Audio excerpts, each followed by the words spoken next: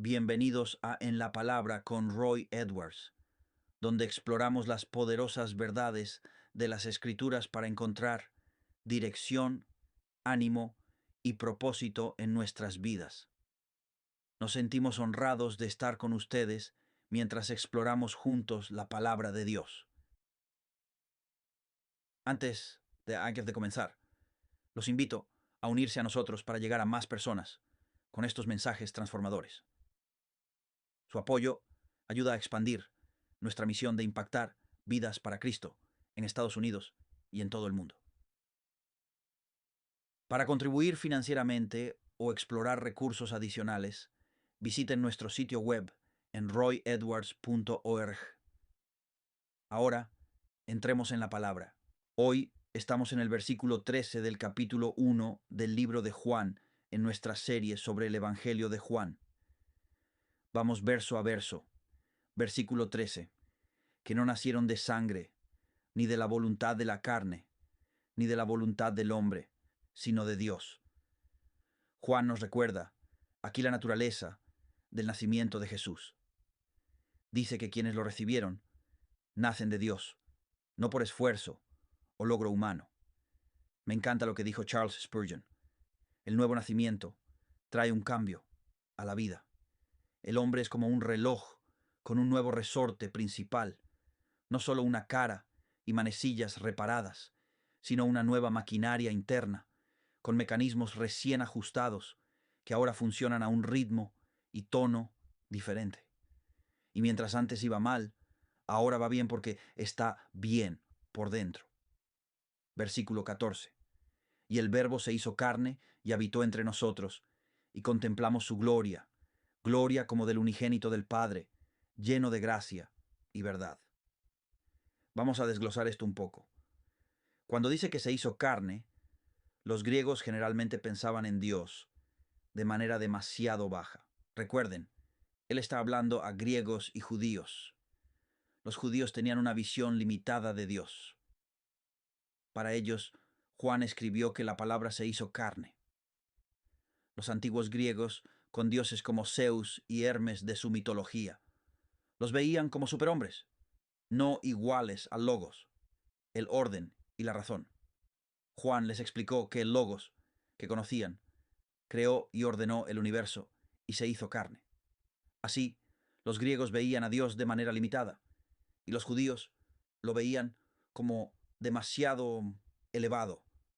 Por eso, Juan escribió que la palabra se hizo carne y habitó entre nosotros.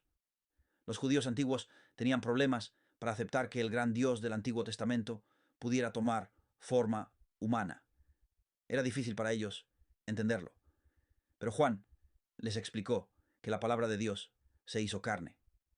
Al decir que habitó entre nosotros, significa que plantó su tienda y mostró gracia, definida aquí como Dios dándonos cosas buenas que no merecemos.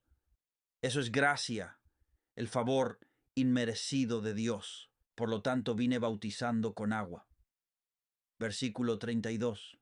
Y Juan dio testimonio diciendo: vi al Espíritu descender del cielo como una paloma y permaneció sobre él. Versículo 33. Yo no lo conocía, pero quien me envió a bautizar con agua me dijo: sobre quien veas descender el Espíritu y permanecer sobre él, ese es el que bautiza con el Espíritu Santo. Dios le dio a Juan el Bautista la señal para reconocer al Mesías. Sería aquel sobre quien el Espíritu Santo descendiera del cielo. Juan fue un testigo confiable de Jesús porque tenía evidencia de Dios mismo. Jesús, mientras hablamos de este bautismo, no recibió nada en su bautismo que no tuviera antes. Juan simplemente vio ese día, en un símbolo visible, lo que ya había ocurrido de manera invisible. El bautismo de Jesús fue una confirmación. Y terminaremos hoy en Juan capítulo 1, versículo 34. Y efter visto y testificado que este es el Hijo de Dios. Al nombrarlo el Hijo de Dios, Juan habla con claridad. Él representa la doctrina cristiana completa de que Jesús es también el Hijo eterno del Padre eterno. Es coigual y coeterno. Debo decirte que Juan testificó sobre Jesús. Juan fue testigo de Jesús, y los testigos de Jesús aquí no son neutrales. Están comprometidos con la verdad de su testimonio o son poco fiables. Pero Juan fue un testigo muy fiable y sabía quién era Jesús por lo que vio con sus propios ojos. Mi oración por ti hoy es que puedas ser un testigo y testificar. El Hijo de Dios ha venido porque Jesús es el Hijo de Dios y nuestro Salvador. Padre, te amo, te bendigo, te agradezco por quien eres. Dios, oro para que nos bendigas, nos ministres y te reveles a nosotros de una manera real y significativa mientras caminamos juntos por el Evangelio de Juan. En el nombre de Jesús, oro. Amén. Y así habitó entre nosotros, puso su tienda, acampó con nosotros, descendió, llegó a casa. Verso 15. Juan dio testimonio de él y clamó diciendo: Este es de quien yo decía, el que viene después de mí es preferido antes que yo, porque era antes que yo. Juan, verso 16. Y de su plenitud todos hemos recibido gracia sobre gracia. Verso 17. Porque la ley fue dada por Moisés, pero la gracia y la verdad vinieron por Jesucristo. Verso 18. Nadie ha visto a Dios jamás. El Hijo unigénito que está en el seno del Padre, Él lo ha declarado. Verás, en el seno del Padre, el seno es como un bolsillo interno o pliegue donde una madre o un padre sostendría a un bebé. Esta es una expresión literal de la intimidad del afecto o la relación cercana que Dios el Padre y Dios el Hijo tienen. Verso 19.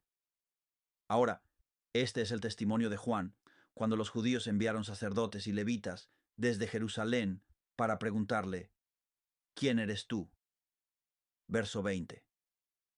Él confesó y no negó, sino que confesó: No soy el Cristo. Debes entender que Juan aquí se asegura de mantener a Jesús como el enfoque, no a sí mismo. Era Jesús, y debe ser Jesús, siempre debe ser Jesús. Versículo 21. Le preguntaron: ¿Entonces qué? ¿Eres Elías? Él respondió: No lo soy. ¿Eres un profeta? Él dijo: No. Versículo 22. Entonces le dijeron: ¿Quién eres?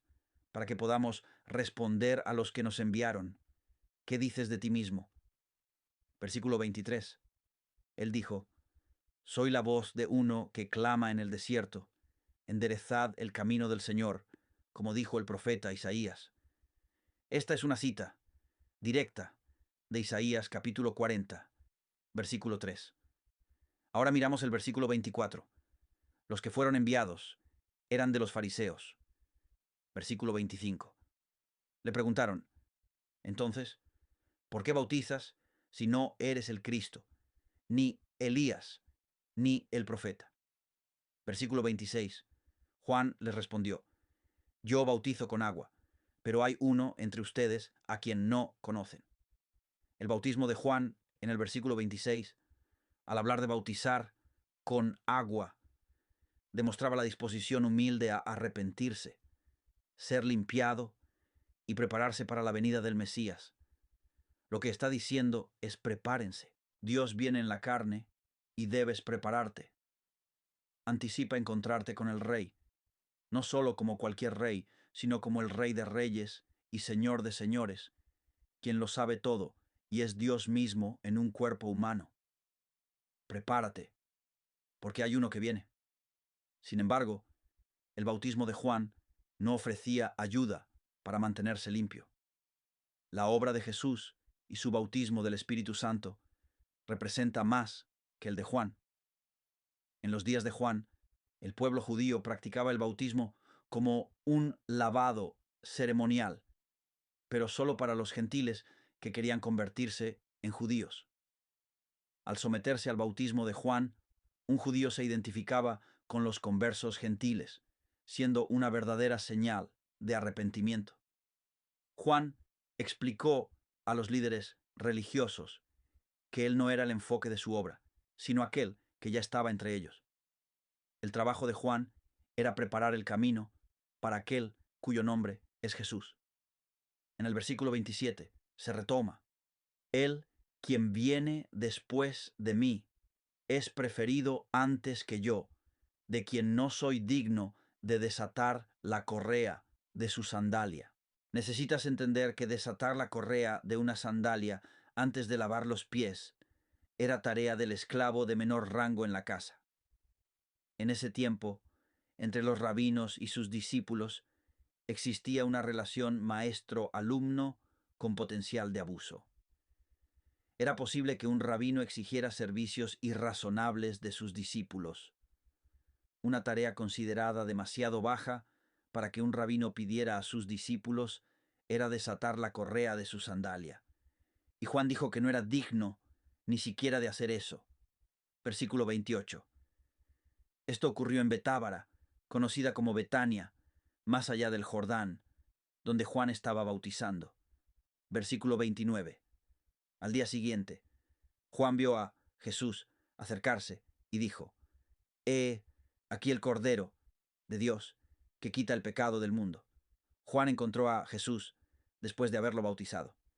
Jesús volvió a ver a Juan, y Juan dirigió la atención de la multitud hacia Jesús.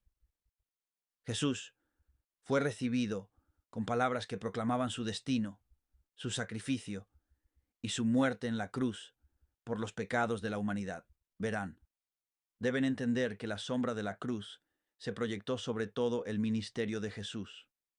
Juan no presentó a Jesús como un gran ejemplo moral o maestro de santidad y amor. Proclamó a Jesús como el sacrificio por el pecado. No fue, aquí, el gran ejemplo o maestro. No. Fue, aquí, el Cordero de Dios que quita el pecado del mundo. Eso es una buena noticia. Usó el Cordero como símbolo del sacrificio en general. Aquí dice: es la realidad de la cual todo sacrificio animal era el símbolo. El símbolo era Jesús. En esta oración, entiendan esto, es tan bueno. En esta oración, Juan el Bautista resumió la mayor obra de Jesús para tratar con el problema del pecado que aflige a la humanidad. Cada palabra de esta oración es importante. Vamos a desglosarlo. Dijo: aquí. Juan dijo esto al ver a Jesús acercarse. Como predicador, Juan primero vio a Jesús y les dijo a todos que lo contemplaran. Dijo: aquí el Cordero de Dios. Juan usó la imagen del sacrificio del Cordero, representando en el Antiguo Testamento que Jesús es su cumplimiento perfecto.